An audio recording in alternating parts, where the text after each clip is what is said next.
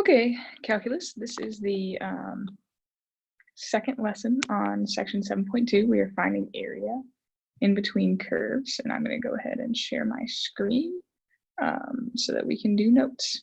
So here we go. I don't know if this is the beginning. Nope, here it is. Aha, okay. So the first question that we have here, it must have been the end that I was on, was find the area enclosed by y equals sine x and y equals cosine x on the bounds 0 to 2 pi. So let's say that this is pi over 2. I think this was already supposed to be labeled and it struggled with the pi's, I think. 3 pi over 2, so 2 pi will be like right there, right? And we know that sine goes up and down and up, you know, and down again, and then cosine, I'll do in green, goes down and then down to here and then up to like here. So boom, this is crazy. It wants this area, and this area, right? The area enclosed by sine and cosine in the bounds from there to there. So what do we do? Well, to find the area between the curves, it's always the bounds and then the top minus the bottom. The problem is, I should probably shade these in different colors. This one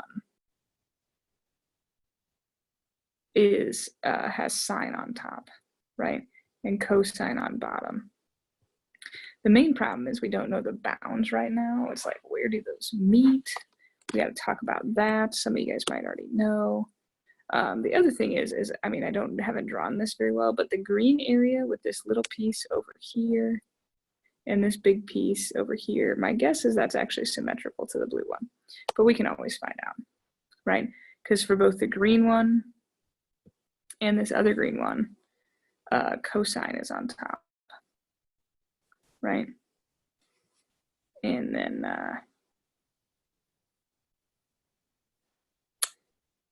same with this one, but we just need different bounds. Okay, but let's talk about where are the bounds, right? Where are these spots where this meets? Well, these meet wherever sine and cosine are equal to each other. There are a couple different ways to think about this. Where are sine and cosine equal to each other on the unit circle? Well, they're equal to each other right here because that's root 2 over 2 and root 2 over 2. Or they're equal to each other right here at negative root 2 over 2 and negative root 2 over 2, right? So there we go. That would actually be pi over 4 and 3 pi over 4, right? No, 5 pi over 4, right? Because 3 pi over 4 is up here and they're not equal there. One of them is negative root 2 over 2 and the other is positive root 2 over 2. So here we go. Let's evaluate this. Backwards from sine, it's negative cosine, is that right? Backwards from cosine is regular sine, but there's a negative on it. If I took the derivative of that, yes, I would get back there. And then we're evaluating this from 5 pi over 4 to pi over 4. Now, if I plug in 5 pi over 4, this is crazy. Both of these are where it's equal, right? So that's root 2 over 2, but at 5 pi over 4, they're negative. So it'd be negative root 2 over 2 minus a negative root 2 over 2, which all turns to positive, and you get 2 root 2 over 2 or root 2. And then I got to subtract off what I get when I plug in pi over 4. When I plug in pi over 4, I just get positive root 2 over 2, but there's negative signs on them, and then this actually distributes. And we're going to have plus root 2 over 2, plus root 2 over 2 against a plus root 2. So that's 2 root 2. Boom. Now my guess is I might not finish this one because I feel like we're probably, my guess is that this thing right here that we just did is symmetrical to when you put this and this together. let's just do one part of it and see, right? Let's just do this little part so you guys see how to do it. But my guess is actually that if we just double this and get 4 root 2, that'd be the final answer to this question. We'll just do part of it. This is from 0 to pi over 4. So backwards from this is sine x plus cosine x, is that right? So derivative of sine is cosine, derivative of cosine is negative sine. From 0 to pi over 4, that one's even easier. When I plug in pi over 4, I get root 2 over 2 plus root 2 over 2, because those are the positive. When I plug in 0, whoa. When I plug in 0, what do I get? I get 0 plus 1. So in this case, I'm going to get root 2 minus 1 from this guy. My guess is that when you do this one, though, that you're going to get 1 plus root 2, and then you're going to have to add these together, and these are going to go away. So I'm not going to go through that one, but I bet that's what that turns out to be. I think you guys can kind of get it from there. But the reason I wanted to go over this one is just to, I mean, that's a good trig example right there. That is, whew, that's good. So I think it's good to do a little trig now and again, see what we got going on. Okay, this one is a good one. It says graph the following system in your notes. How do we find the area bounded by the curves in the y-axis? So the reason that this one is so good, all right, and I actually want to make sure that we draw this nice and accurately, so I'm actually going to draw this. I'm going to make this 1, this 2, this 3. I'm going to go by each 2 squares is 1 this time. All right, so just so you know, that's kind of what's going on there. -1, -2, etc. Because this brings up a new idea for us, okay? The new idea is this guy. This guy right here is actually a sideways parabola. So you got a couple options, okay? Option A is I'm going to bring up Desmos, and we're going to graph these two. And you guys can see, because you have to have y by itself to graph on your graphing calculator, right? Let's for a minute go to Desmos and type these in, because I have that on my graphing calculator here, or on my iPad. So I've got y equals x cubed. That's the cubic. And now I'm going to have to remember what the other one was. Was it x plus y squared equals 2? That's probably not right. Was that right? I'll just go double check quick. X equals y squared minus 2. X equals y squared minus 2. Oh. That's almost it. It just goes the other way. Boom. So it was like the same shape-ish, but this way. All right, so if we take a look here, this is a little bit tricky, right? Now, some of you guys might have known this was a sideways parabola, but if you didn't, we're gonna have to talk about how in the world, all right, would we find that? And how would we find where they meet and different things like that, all right? So Desmos gives you a good job of what's going on, or a good idea of what's going on here, but then we can talk how you would graph this without knowing that, okay? So let's go back to our screen and see how would we have done that without Desmos, now that we kind of know what's going on. Well, this one is just a cubic, and we would have just probably hopefully known that, right? And 2 is all the way up here at 8 already, so like this thing just kind of swoops down and goes like this, goes through here, we know, and then goes down to 2, 8. Now this one, in order to graph it well though, we actually would have had to get the y by itself by doing y squared equals x plus 2, and then square rooting it. But technically this is only the top half of a parabola, right? So this is something like this, right? I don't know where these meet yet, question mark, right? We don't know that yet. Maybe I'll just use a different color and put a point here, because we're gonna have to find that out, right? So I don't know where that meets yet. But technically, when you square root something, if you're going to graph it, you got to actually graph this one too, and this is actually the negative version of that, so it just goes down here. Now, because I know about parabolas, I know it goes down through 1 and then goes over here as well. Boom. So this point, we actually do know the meeting point already. That's at -1, -1, right? Now the thing is, this becomes a very difficult problem, all right, to do with what I'm going to call our first approach. Okay, so I'm going to end up probably doing our work down below. I wish I could have taken a copy of that picture, but there's two approaches, all right? Approach one is to take what we would have done yesterday and said, well, we're going to have to chop this bad boy right here, actually, right? Because this section that's in blue right now is basically the top half of the problem minus the bottom half. So it'd be the integral from -2 to -1, right? Because -2 to -1 of the top half of the parabola, which is root x plus 2, minus a negative root x plus 2, right? So subtracting out the bottom. So this is the top, this is the bottom. And that's how we'd have to do that. And then we would also have to find the other part that's going to be in pink here, would be from -1 to, we don't actually know yet, we're going to find that in a second, but the top curve would be the root x plus 2, and the bottom curve would actually be the x cubed. Okay, so that is mighty gross, all right, is what that is. But what do we want to do first here?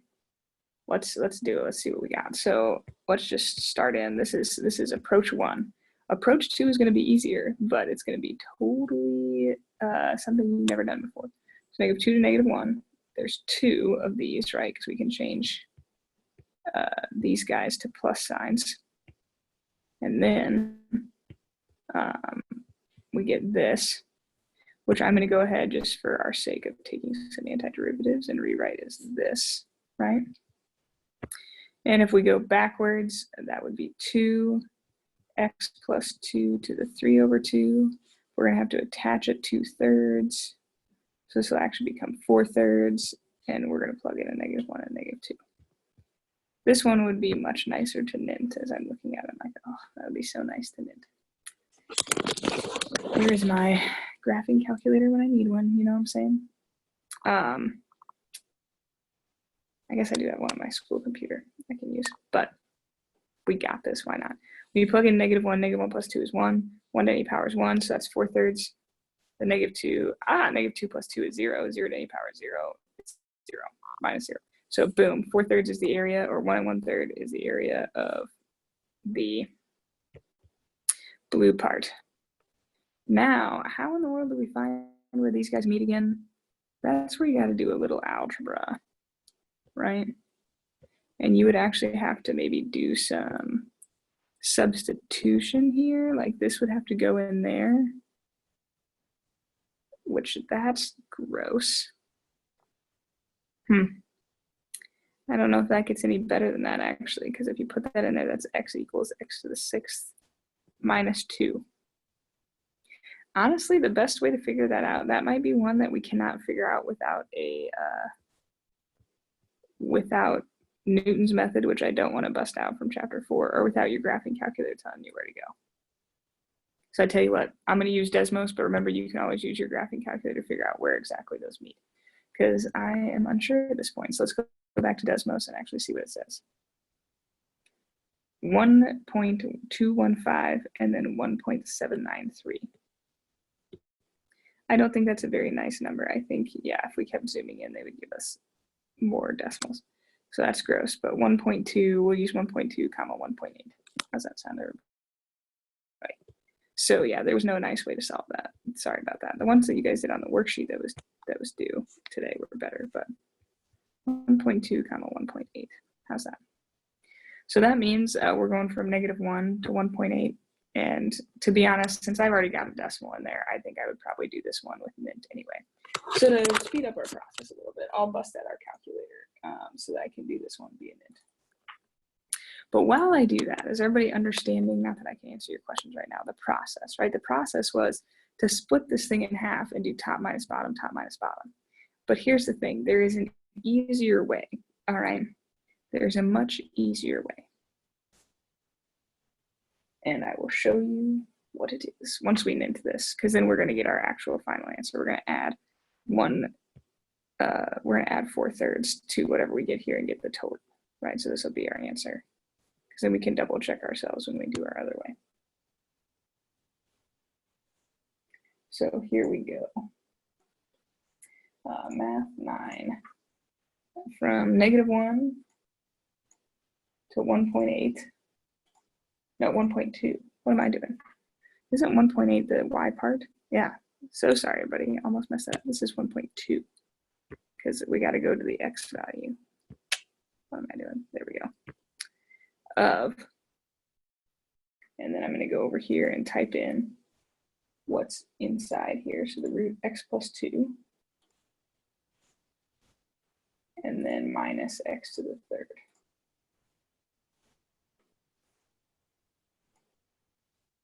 And it gives us 2.88. So 2.88 plus 4/3 is a total of 4.21-ish for the area of that one. I think that's pretty believable. So let's see if we get this using a second approach. Since I did all my work for that one right there, then I'll just make this approach too. All right, the second approach is much nicer. All right, now I'm still going to use the same graph. I'm not going to make it as detailed as the other one because we've already seen it. But we're going to put this here, here, here. We got this sideways parabola. And we have x cubed.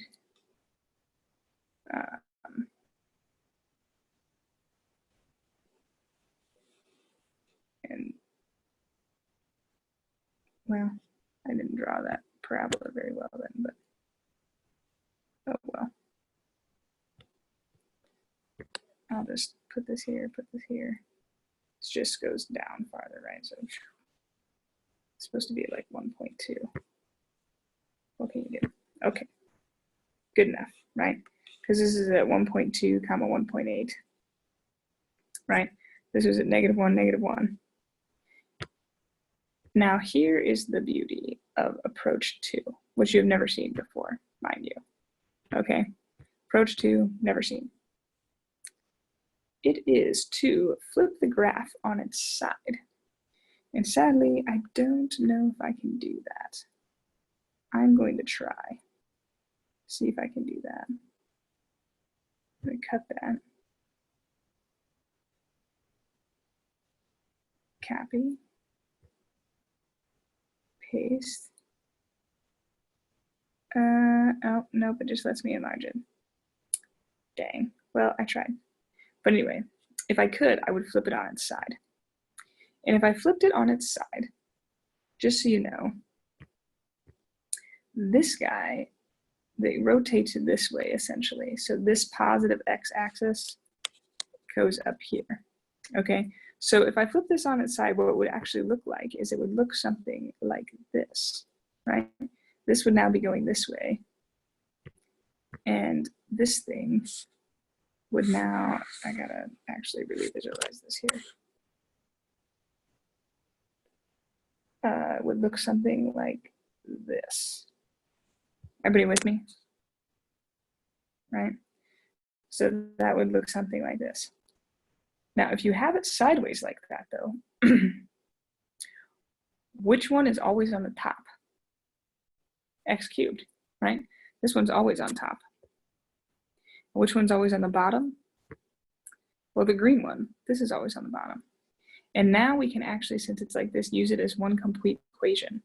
So what you actually have to do is approach 2 is something called y integration. Right? This is where we are going to take the integral from here to here, but in this case, what's very, very bizarre is you do have to go this way because this is -1 now. If this is the positive x-axis, then this is the negative y-axis. So, and this is the positive y-axis, right? This way, because this went this way.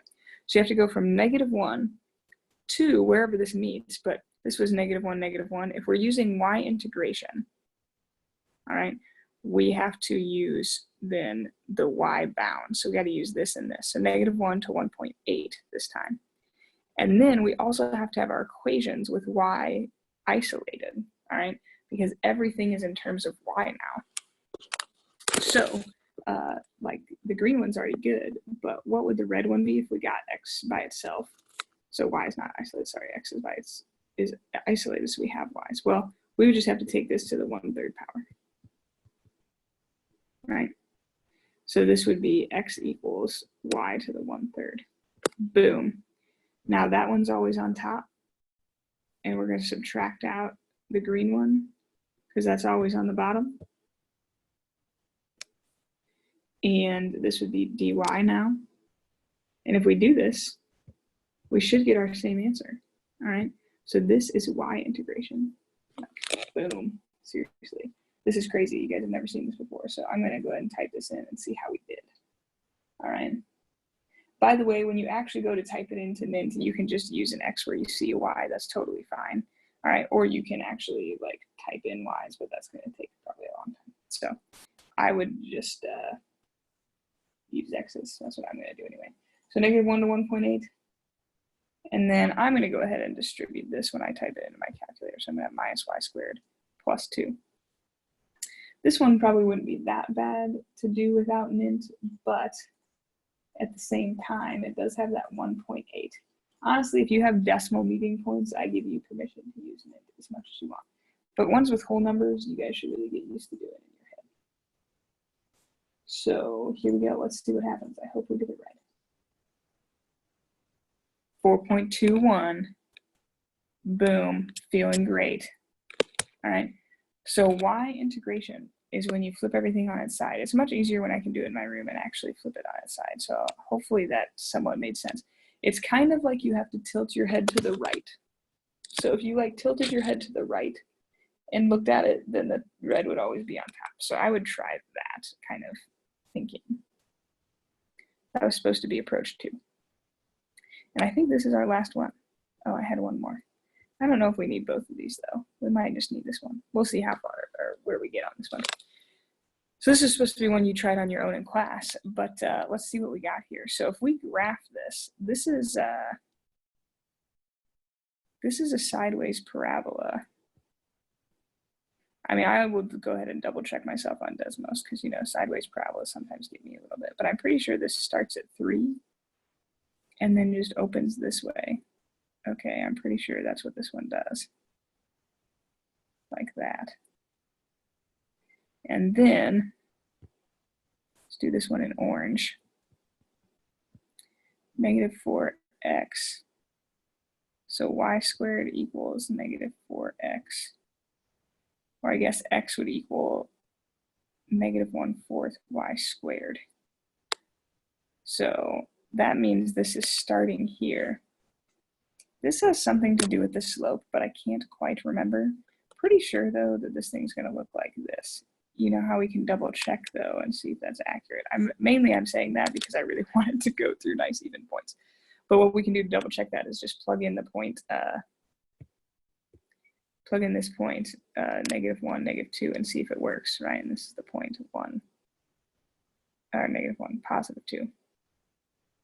If we plug that in to this, it should work. So if I plug in -1 for x and -2 for y, square that gets 4 times -1/4 is -1. Yeah. So we can double check on Desmos really quick. Why not? I'll do that.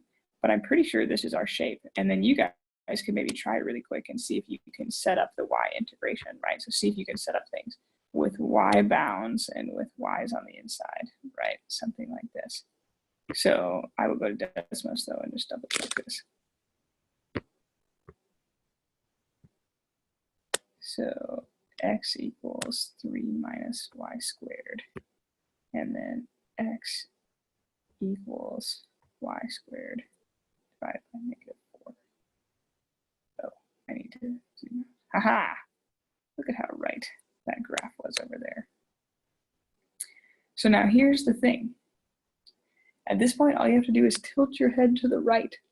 And when you tilt your head to the right, what's always on top? The blue one. What's always on bottom? The green one. So if I'm coming back to here, mine got green and orange, but what's always on top is the green one. What's always on bottom is the orange one. And so I'm going to go, okay, this is my area. it would be really gross to find this otherwise, because you'd actually have to split this into all sorts of pieces, like this and like this. So anyway, split this into all sorts of pieces. So, but this way you don't have to when you go on its side. So this is going to be from -2 to 2, right? So our y bounds are -2 to 2. So you always go negative to positive still, even though it's kind of backwards as you're looking at it sideways. And then you do what's on top, which is the 3 minus y squared, and subtract off what's on the bottom, which is -1/4 y squared. And then I'm going to turn that to a plus sign. Why don't we do this one by hand? This is a great one to do by hand. So this would be -2 to 2 of 3, and then it's -y squared, but plus 1/4, so plus 3/4. Oops, not 3y. 3/4 y squared dy. And now we should be able to go backwards. Backwards from that is 3y plus 3/4 y cubed, but we'd have to divide by 3. So that's going to get rid of that. So that's actually 1/4 y cubed, and we're plugging in -2 to 2. So you plug in 2, you get 6 plus, and then 8 divided by 4 is 2. So you get 8. Subtracting off, when you plug in -2, you get -6, and -8 is -2, so minus -8. So you get 16. Seems really large to me. Does that seem large to anybody else? Did I do something wrong?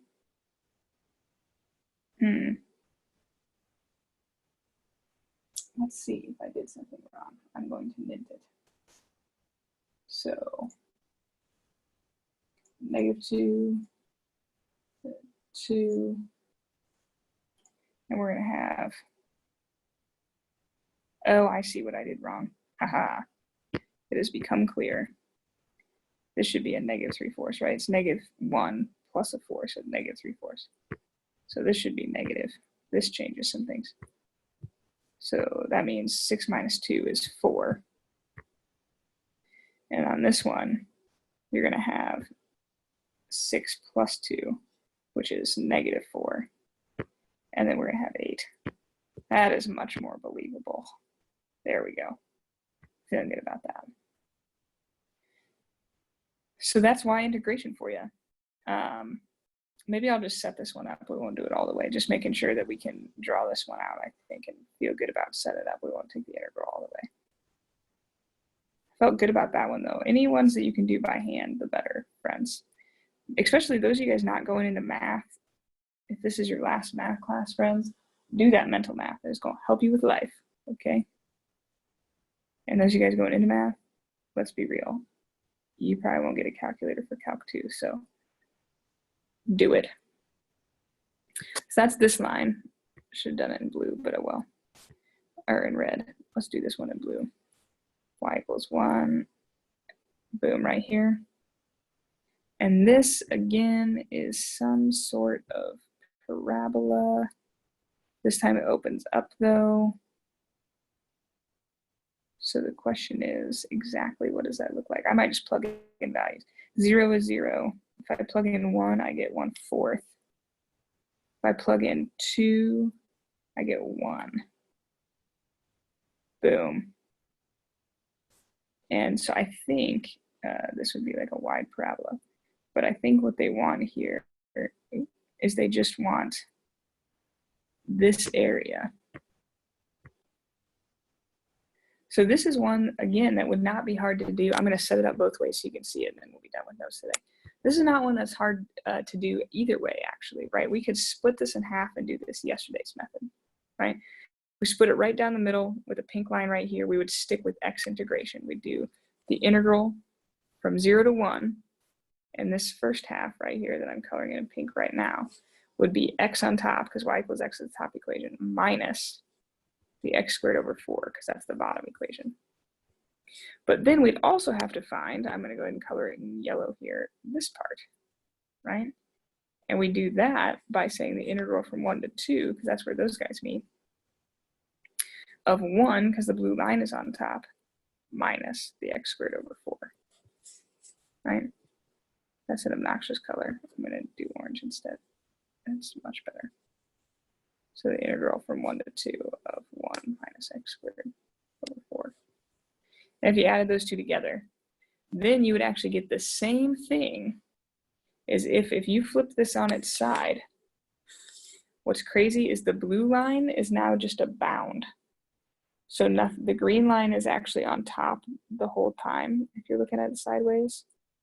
And the black is on bottom the whole time if you're looking at it sideways. And the blue is just a bound. We're saying it actually goes from here to here. And it's just all of this on the inside there. So you would actually, if you're doing y integration, you'd say the integral from 0 to 1, because the lowest it gets is 0, the highest it gets is 1. And the parabola is on top, but instead of having x squared over 4, you'd actually have to multiply by 4 and get root 4y, right? Because you have to get the x by itself. And then minus y, because x equals y is the same as y equals x. These two things should actually, if you did these, or if you did this would get you the same thing. So that might have been kind of a long lesson, but it's kind of a tricky thing to visualize, and it's way easier when I can explain it in class, but it's even still a little sticky then. So much less me trying to explain it over Zoom when I can just, color the screen. So let me know if you got any questions on that. Always feel free to email. The book homework starts with some ones that were like the worksheet we did questions on. One question I get on this a lot is like, could you just rewrite these equations, these ones that we did right here? So just kind of coming back to the start, they're like, can you rewrite these from the start as just y equals x, or y plus x squared equals 3, and 4y plus x squared equals 0, and solve them from there, and then you'd have upright parabolas. Whenever you have just parabolas, that actually does work. When you get bigger powers, you have to be careful with that. So that's why I don't necessarily teach people that way, but I've had a lot of people ask that before. So if that question was on your mind, you can do that, but sometimes it just gets really sticky when things are not just parabolas, so you have to be careful with that. But anyway, there you go. And that's what I got for you. And we will touch base again tomorrow. So I'm going to head out of here and stop the Zoom broadcast so that you guys can get going on your homework. Have a great day, guys.